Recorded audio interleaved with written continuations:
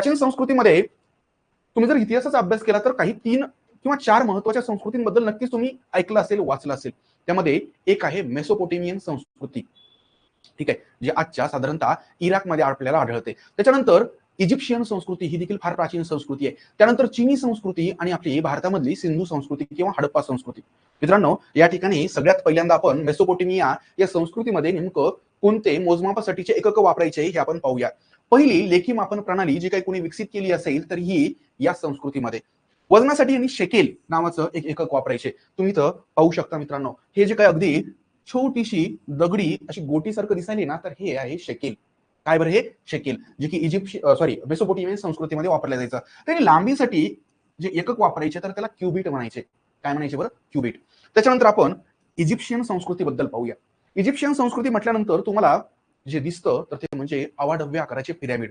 आज देखील पिरॅमिडची निर्मिती नेमकी कशा पद्धतीनं झालेली असेल आणि एवढी अचूक भूमितीय रचना त्यांना कशी जमली याबद्दल शास्त्रज्ञांना देखील उत्सुकता असते.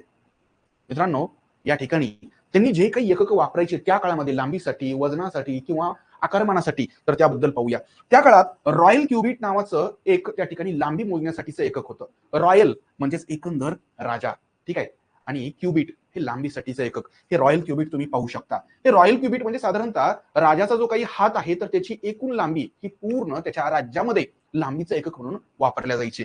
पिरॅमिड बांधकामासाठी यांनी याच पद्धतीचा वापर त्या काळामध्ये केलेला होता. त्याच्यानंतर या ठिकाणी पुढची संस्कृती ती म्हणजे आपल्या भारतामधली सिंधू संस्कृती. या पद्धतीचे इमेजेस तुम्ही हडप्पा संस्कृतीमधल्या शहरांच्या पाहिलेल्याच असतील.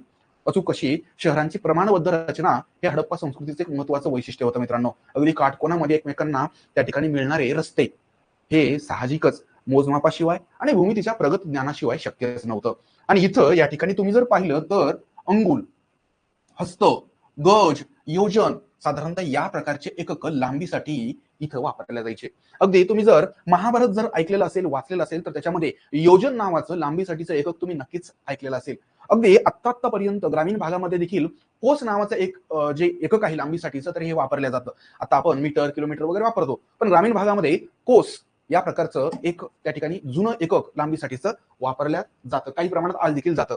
अर्थशास्त्र आणि मनुस्मृतीमध्ये या पद्धतीचे जे काही नियम आहेत हे लांबी किंवा उंचीबद्दल किंवा त्या ठिकाणी वजनाबद्दलचे तर हे सांगितलेले येतं. नाण्यांचे वजन व्यापारासाठी हे विशिष्ट मापे त्या ठिकाणी उपयुक्त ठरायचे. चीनच्या बाबत जर बघितलं तर चीनी संस्कृती देखील फार जुनी आहे आणि त्यांनी लांबीसाठी ची नावाचं त्या ठिकाणी एक एकक वापरायचे आणि वजनासाठी झीन.